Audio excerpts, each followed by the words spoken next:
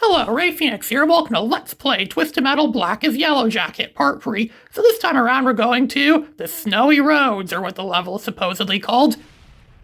It's a level that's actually very small. It's actually more at par with the level sizes in the PS1 Twisted Metal games. It might actually be smaller in some of the levels in some of the PS1 Twisted Metal games, but it's definitely small compared to a lot of levels in this game. This level is set on a snowy, icy road, but despite that, the controls don't feel icy or slippery at all. Just feel the same as they always do. There was non-snowy or icy levels in the first few Twisted Metal games in PS1 that felt way more icier just because those games just had really slippery and icy controls. Health pickups are actively appear, so it's good. So you'll constantly get health refills and health recharges. There's weapons. Every place is sprawled with weapons. There's never a shortage of weapons this game. And the machine gun is still pretty good. Look at that. It's ran roadkill off the edge there. Most of the enemies in this level are going to get killed by them running off the edge or falling off the edge, or you blast them and they fly off the edge. It's almost like the Antarctica level from Twisted Metal 2 a little bit, when the enemies constantly fall off the edge, or even a bit like the New York City level, also in Twisted Metal 2, where enemies constantly run off the edge. Sometimes if you play your cards right, you just hide somewhere and spend the whole level in hiding, and eventually the enemies are going to kill themselves, but that's going to take way too long. That's really good if you want to do speed runs or something like that. But you found a cool tactic for speed running in Twisted Metal 2, where you could actually hang out near the teleporter in the Antarctica level, and you can actually shoot Rico bombs at enemies that appear, and then they can knock them off the edge. There are Ricos in this game. They don't work as well as they did in Twisted Metal 2. And Twisted Metal 2 is like, and you see the number of Twisted Metal games. It's actually an Acme bomb that actually throws enemies off quite a bit, actually, like something out of Looney Tunes. But no, in this game, Ricos are just simply spinning discs that don't throw your enemies off as much. It's actually not as good. It's probably some of the worst Rico weapons in the series are probably in this game. And yet, everyone seems to love them. And that's probably why when they make new Twisted Metal games, made Twisted Metal games after this, they always made them modeled after this one, because they think it's like the pinnacle of what Twisted Metal is. But I'd wish they'd still make them more like how the classic Twisted Metal was. And the shields actually work pretty good in this game too. At least the shields are more responsive in this game, unlike they were in Twisted Metal 2, where you have to press the combo controls over and over again, which is something I don't like about this game. In Twisted Metal 2, which is the first Twisted Metal game to have energy moves, they set it so it's like right, left, up, or something like that fires a freeze shot, and up, right, or something like that it activates a shield, and up, left, or something like that activates the jump ability. But in this game, they completely changed the controls around. It's like, why?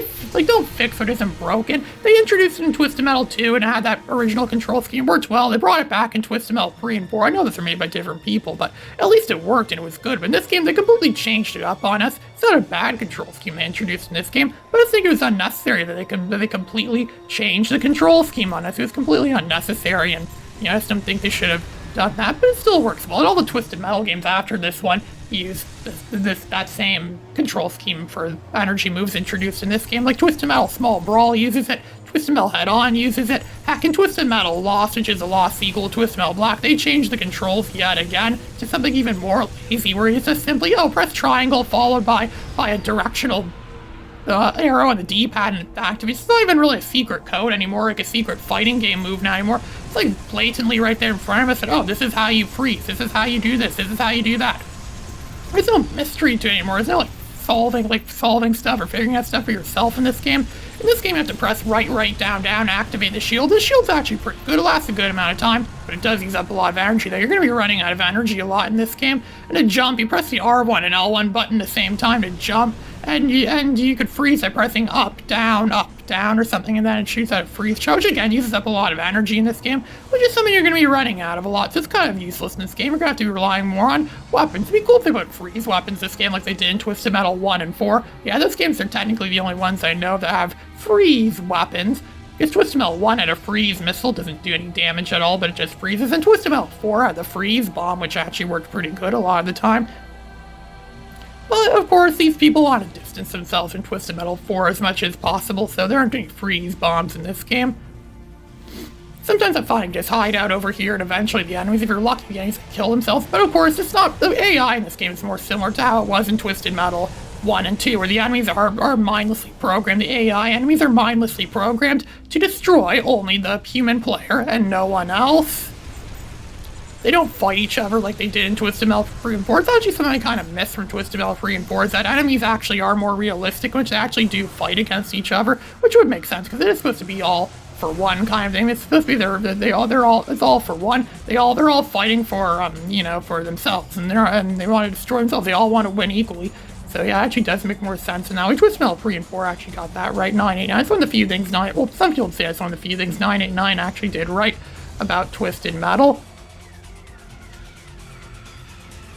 But I agree too. I think that is like the best way to have the AI. But then again, this is kind of someone that really likes Twisted Metal 3 and 4. I actually like Twisted Metal 3 and 4 a lot. I know a lot of people don't like those ones as much. My father didn't like those games as much, which is why he gave them to me, and he kept Twisted Metal 2 for himself, because that's like his favorite game ever. But Twisted Metal 1 and 2 was a real mess sometimes. The AI was a complete total mess a lot of the time. When they crowd around each other a lot trying to get to you, and oftentimes it might accidentally destroy. And remember Twisted Metal 1 especially, they would often accidentally destroy each other just because they're trying to get to the human player. So now we're on the rooftops. Now this level is very similar to the New York City level from Twisted Metal 2. We're on the rooftops, and enemies often accidentally get killed. It's really easy to throw enemies off, especially if you're playing as like Darkseid or something like that. It's really easy to ram enemies off the edge, but we're not playing as Darkseid. We're playing as Yellow Jackets, and we do ram enemies, but it doesn't really throw them off very far, so ramming the enemies off the edge is kind of out of the question right here. We can still try and destroy as much as we can with our overpowered machine guns and our overpowered weapons. Some of the weapons in this game are overpowered. Like Manslaughter is supposed to be a strong contestant. I could stand there and just machine gun him down. Within 10 seconds, he's gonna be dead. Look, he already is mostly dead. I've been shooting at him a few times, he's mostly dead. And look at that. He's pretty much, dead. Like a shot of my machine gun. That would never happen in Twisted Metal 4, because in Twisted Metal 4, the machine guns are really weak. It's like a pea shooter almost, or a BB gun. It might as well be a BB gun. Might as well be throwing potatoes at your enemies. Kind of like how the Japanese wanted Twisted Metal to be, you're throwing fruit at each other. Yeah, throwing fruit. It's funny how people in Japan don't like Twisted Metal that much, because they think it's so violent and violent and mature, but despite the fact that a lot of their Japanese stuff is very violent and very mature, they can say the same stuff about a lot of their anime and stuff, especially the kind of stuff that kids watch, like Dragon Ball Z. I was just watching an episode of Dragon Ball the other day, where Goku ends up pulling down his pants and his underwear, and it shows his nude crotch, and then the fortune teller or something said steal his balls or something like that. Was that allowed on TV? Okay, well I know it's not a kid's show, but still, that seems a little bit much for TV. No wonder why kids in Japan are so, maybe that's part of the reason why Japan is so advanced. People advance faster there, or mature faster, saying that. That's why they have some of the most advanced technology in the world. Japan is known for being a very technologically advanced country, and maybe that's part of it. Maybe that's why. And only 2 Twisted Metal games ever came out in Japan, the first one and the second one, and none of the other ones got released in Japan. Japanese don't like Twisted Metal that much. Heck, even Europeans don't really like Twisted Metal that much either, which is part of the reason why a lot of the Twisted Metal games that come out in Europe are horribly censored, and they have very limited releases as well, too. Twisted Metal is really big in America, though, but it doesn't really matter much anymore thanks to emulators, because I've said before, I use emulators a lot of times. I have a lot of game systems still, but I don't play on them that much anymore, mostly because I use emulators now, as I keep saying. You can also really hide out over on this rooftop here. You can shoot the projectile missiles down at the enemies. Darkseid's pretty big, but Darkseid, this is actually the weakest version of Darkseid I've seen in a Twisted Metal game. Most because you could kill Darkseid just by firing a bunch of machine gun bolts. Machine guns really are overpowered in this game. Same with Twisted Metal Head-On. I find Twisted Metal Head-On is really powerful. The machine guns might even be more powerful than Twisted Metal Head-On. I find you could kill some of the most powerful enemies in that game in only a couple hits with the machine gun. You could probably play that whole game only using the machine gun and still do somewhat well. I wonder if anyone's ever done that before, done a machine gun only run of Twisted Metal games, playing for Twisted Metal using only the machine gun. I don't know if I'd ever be able. I don't think I'd be able to do it. I never even play these games on hard mode because hard mode is just, like normal mode itself is already pretty difficult as is. I never play on easy because Twisted Metal games often shame people for playing on easy. Twisted Metal 2 did that by making it so you can only play the first 4 levels in tournament mode on easy mode, and there is a hidden secret in this level too. Somewhere I think in that crevice over there between the buildings, you probably fall in there and unlock a level or something like that.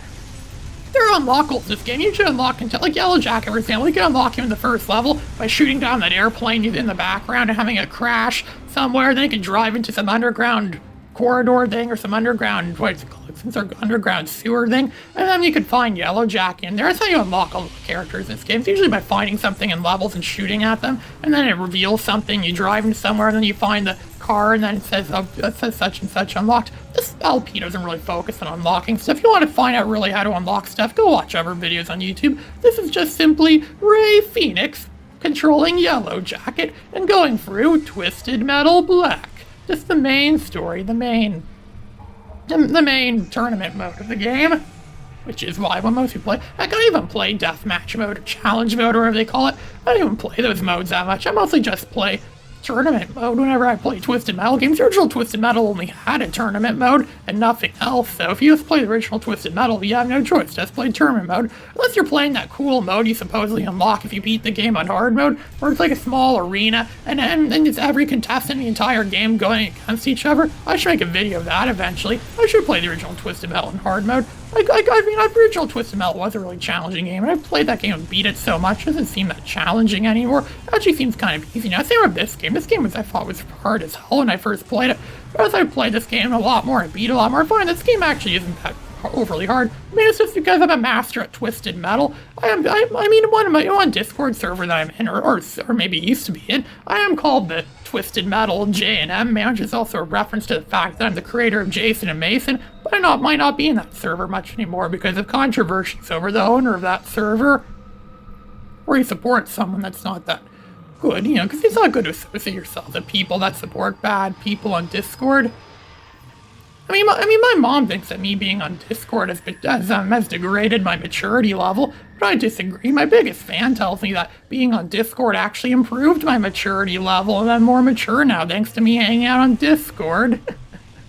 So see, this is another thing that proves that enemies don't fight each other. We haven't seen Junkyard Dog at all in this level yet, and look, his health is still full, but not for long. If you just fire some shots and look at that, Roy took out like 75% of his health just right there. Junkyard Dog must be really weak, and he's supposed to be one of the stronger contestants in the game. Same with Darkside. Heck, all the weapons in this game are way too overpowered. I think it's a little too easy sometimes, I think, to destroy enemies. And look, I also thought I wasn't going to make that for a sec, but I did. But these taxi cabs are really fast. They're almost faster than police cars sometimes. The Blues Brothers should have driven around in a taxi cab. They would have got away from the police easy and would have saved the orphanage in a much quicker amount of time. Or they could have entered Twisted Metal and wished to save the orphanage forever.